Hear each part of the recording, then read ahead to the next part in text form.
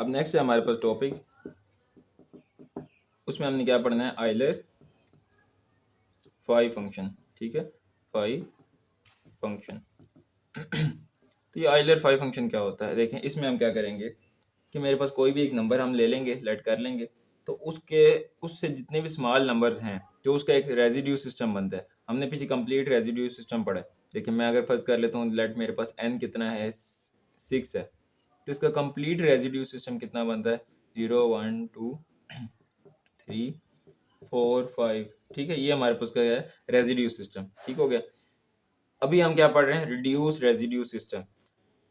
वो क्या होगा, क्या मतलब कि हमारे पास इसमें से वो नंबर जो 6 के साथ क्या है, रिलेटिवली प्राइम हो, सिर्फ हमने उनको रखना है, वो हमारे पास उसका आइलर फाइव फंक्शन होगा। जैसे देखें, अब हम क्या करते हैं, जैसे मेरे पास स्टार्टिंग करते हैं 1 से, 1 मेरे पास अगर, तो 1 सिर्फ 1 के साथ ही रिलेटिवली प्राइम है।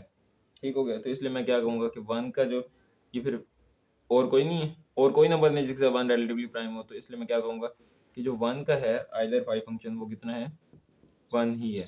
इसी तरह मैं एक और एग्जांपल लेता हूँ 2 की। अगर n मेरे पास कितना है, 2, तो n सिर्फ क्या है, n 1 और 2 आपस में क्या है, रिलेटिवली प्राइम है, तो ये क्या हो जाएगा मेरे पास, ये हो जाएगा 1।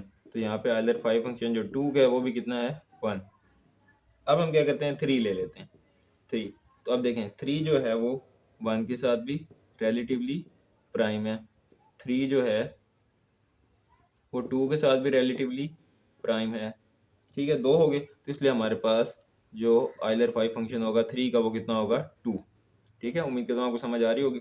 नेक्स्ट, आगे मैं कर लूँ 4, तो 4 जो है वो मेरे पास 1 और 4 आपस में रिलेटिवली प्राइम है, और 4 और 3 आपस में क्या है, रिलेटिवली प्राइम है, तो 4 का फाइव फंक्शन कितना हो जाएगा, 2।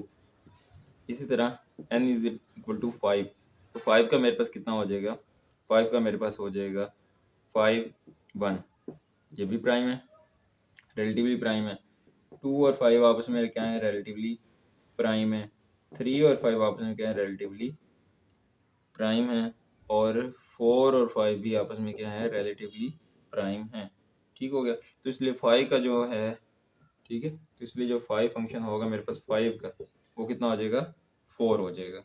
ठीक है, तो इस तरीके से लास्ट अब जो 6 वाला हमने देखा था, तो 6 में क्या करते हैं, 6 1 के साथ रिलेटिवली प्राइम है, उसके बाद 6 5 के साथ रिलेटिवली प्राइम है, 2 के साथ भी नहीं है, 3 के साथ भी नहीं है, 4 के साथ भी नहीं है। ठीक हो गया। तो ये हमारे पास जो 5 फंक्शन होगा 6 का, वो कितना हो जाएगा, 2 हो जाएगा। ठीक है, तो ये हमारे पास कॉन्सेप्ट होता है 5 फंक्शंस का। इसकी मैंने आपको एग्जांपल्स भी ढेर सारी बता दी। ठीक है।